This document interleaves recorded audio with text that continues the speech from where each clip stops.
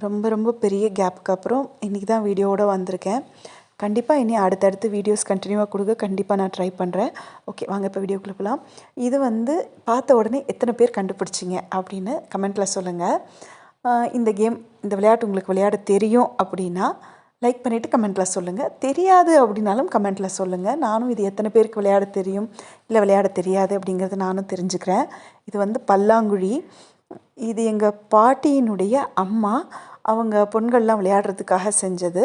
அதாவது எங்கள் அம்மாவோட அம்மாவோட அம்மா, இப்போ புரிஞ்சிருக்கும்னு நினைக்கிறேன். அப்போ இது எவ்வளோ பழசு இந்த பல்லாங்குழின்னு யோசிச்சு பாருங்கள். வீட்லேயே செஞ்சது தான். வீட்டில் அருவாமனை இருந்தது, அதில் இது செஞ்சதாக எங்கள் பாட்டி சொல்லியிருக்காங்க. இது இங்கே பார்க்கும்போதே உங்களுக்கு தெரியும் அந்த இடத்துல ஹோல்ஸு.